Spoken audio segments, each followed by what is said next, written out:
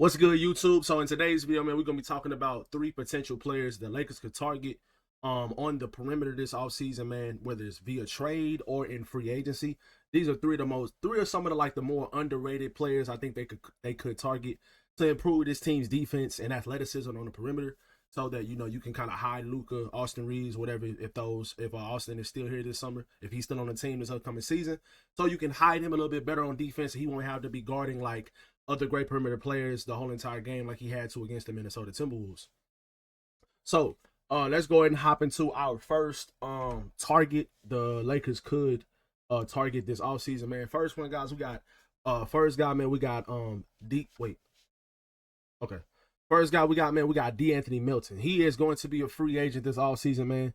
Obviously he did get injured last year when he got signed with the Warriors. He was one of the first free agents signed last offseason. He signed with the Golden State Warriors. His perimeter defense and his ability to knock down threes and just score in general. I think he's one of the more underrated scorers. Now, he's not going to just go out there and drop 20 points a game, 15 to 18 points a game, but he can get you 8, 10, 12, 13 points and knock down some timely threes for you. He can knock down the three if he's open.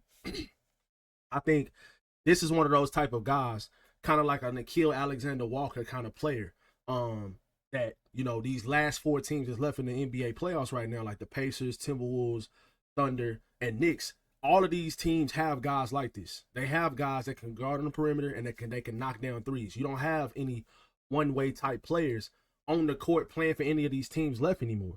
All of these teams that are left in the postseason are, hold on, I'm trying to get my camera straight. There we go. All of these teams that's left in the postseason, guys, every single one of these guys is playing in the rotation are two-way players.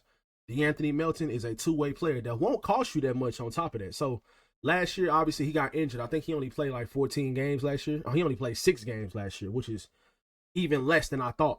But he did get traded to the Brooklyn Nets at the trade deadline. Well, right before the trade deadline in the Dennis Schroeder trade that the Golden State Warriors pulled off. They ended up trading Dennis Schroeder like a month and a half later, and he ended up signing with the Detroit Pistons after he got waived.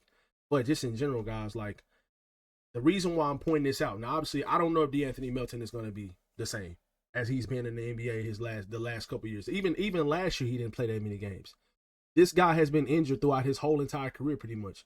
But when he was playing with Memphis in 2022, he played in that postseason run. He was good.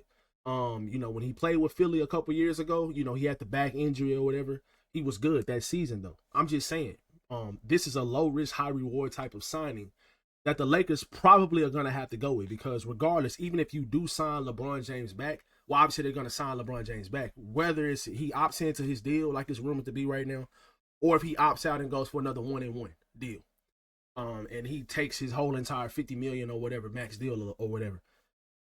Regardless if he does that or not, the Lakers are still not going to have that much room to work with it when it comes to money this offseason. Now, when he's gone next year and you got some other guys off of your salary cap the next season when there's more free agents, then they'll have more flexibility when it comes to the cap. But this offseason, you're going to have to make trades. You're going to have to sign guys that are, in that mid-level taxpayer, mid-level exception level area, and in order to improve this team. This team just won 50 games. This team just won 50 games, and they were the third seed in the whole entire Western Conference, and really could have been second seed. But just in general, guys, this team needs a starting caliber center. They need 2 centers, in my opinion, and you need to address the wing position or the perimeter, the perimeter defensive position when it comes to guys being able to defend at that point of attack. They do not have that. Gabe Vincent is a solid player. I think his expectations when he first came to the Lakers were a lot higher than what he's given us so far in his Lakers tenure. But like I said, guys, a guy like D'Anthony Melton can give you the same things Gabe Vincent can give you. He's a little bit taller than Gabe Vincent. He can give you pretty much the same things Gabe can give you on a lesser deal, on a cheaper deal. And if you don't want to take chances like that, then I really don't know what to tell you. This is 100% a low-risk, high-reward type of signing that the Lakers should 100% go with. Now, I'm going to go back full screen, guys, and I'm going to switch to this second guy that we're going to talk about in today's video for a great perimeter defender that can knock down the three as well. And the second option we're talking about is Matisse Thybulle. Now, Matisse Thybulle will not be a free agent this summer. You would have to trade for him. but I don't think it's gonna cost a lot for you to trade for a guy like Matisse Thybulle. Just in general. Last season he only played 15 games. He was injured last year. He only played 15 games, but in those games he played it's a really, really small sample size, but 44% from three is pretty good. I don't know the volume on the threes. 1.4, which is not about 3.2. Yeah, that's not bad. So anywhere between 1.4. Okay, so that's not a bad percentage or volume of threes. But like Matisse Thybulle has always been a great corner 3-point shooter since he came into the league in 2019, 2020 season. When he came into the league, he's always been a really good corner 3-point shooter. And he is a phenomenal defender. Like all defensive defender. He's been there a couple times in his career. I think he won all defensive second team a couple years ago. I know he won it a couple times in Philly, but ever since he's been in Portland, he's kind of just been flying under the radar. He's had some injury problems, but just in general, guys, this is one of those guys that just he's great at taking the ball away, staying in the passing lane, picking guards' pockets, staying connected on screens. Staying strong when guys are trying to blow by him and not fouling, not reaching. He's a very, very smart defender. And I love Matisse Thybulle's game. I always have been a huge fan of him. And if he comes in, you trade for him, regardless if it's a second round pick or another guy to match his salary. I think he's making $11 million this year, then he's going to be a free agent after this season. But just in general, man, like this is just one of those guys that is great defensively. And then on top of that, like I said, he's a pretty decent 3-point shooter. He shoots around league average 34, 35%. But from the corner, he's a great 3-point shooter from the corner. And Matisse Thybulle will be a great fit with this team when it comes to adding guys on the perimeter that can play defense, and you can just throw at other teams great offensive players. Now, like I said, Matisse Thybulle is an all-NBA defender. He's been that. He's been that in his career. And it wasn't too long ago. It was a couple years ago. And this guy's only, 28 years old? So, I mean, like, it's not like he's old. He's still in the prime of his career. I would take a chance on a guy like Matisse Thybulle. I would trade for a guy like Matisse Thybulle as long as the price range or the price to get him is not extremely high. I'm not giving up a first-round pick for Matisse Thybulle.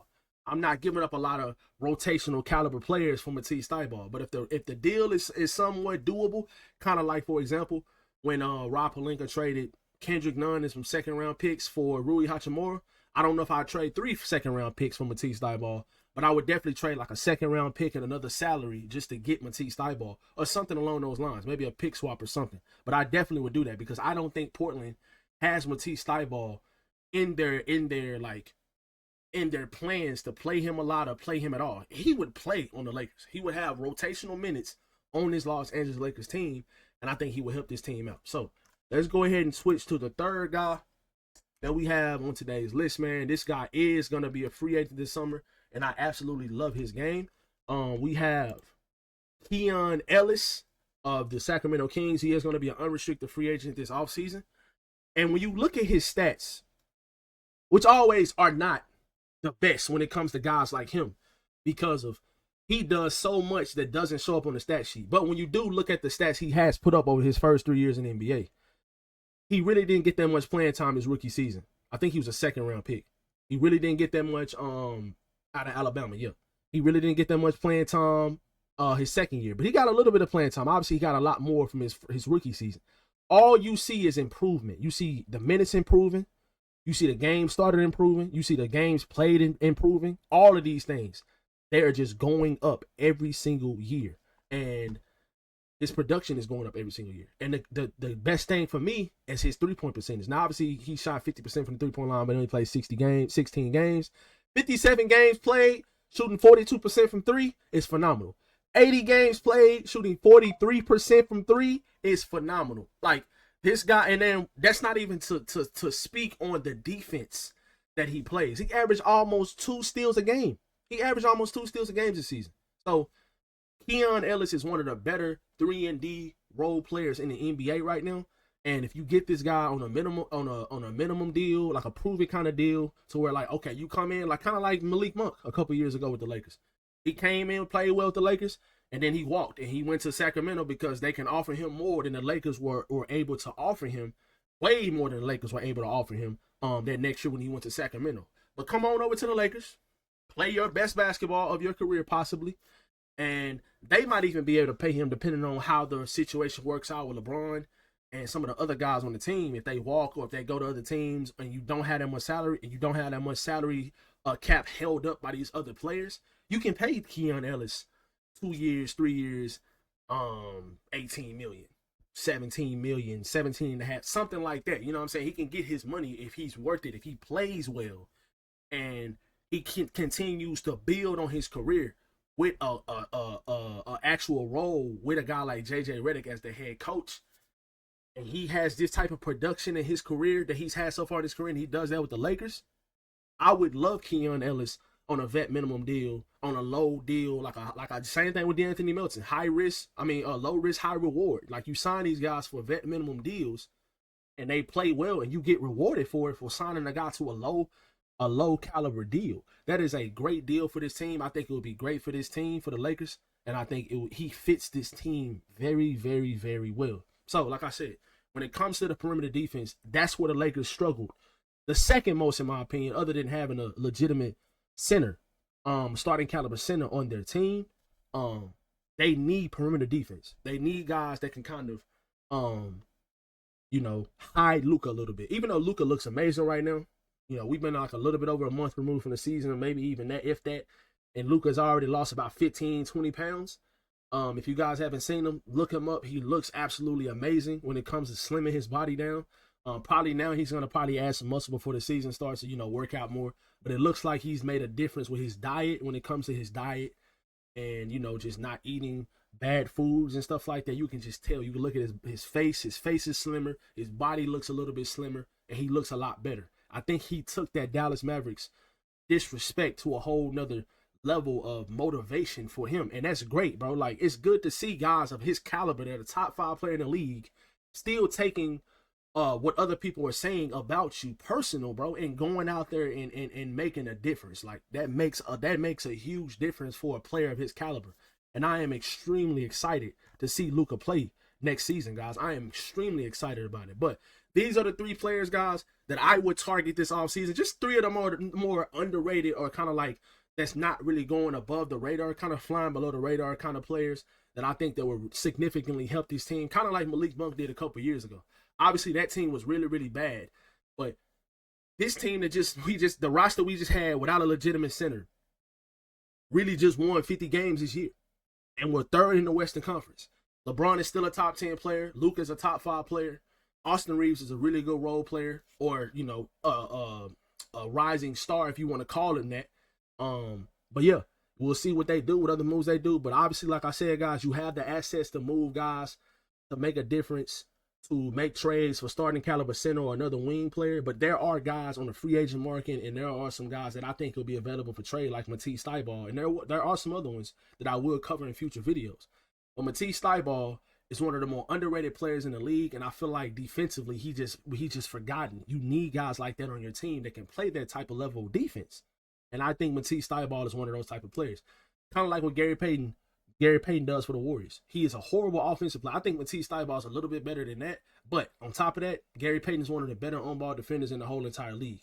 And I believe in JJ Redick with a whole entire offseason, getting these guys ready. If he feels like they can't do this on offense or do that on offense, if they're actually ready to carve out a role and buy into that role, JJ will have you in the right spots. And he will utilize you the best way he possibly can.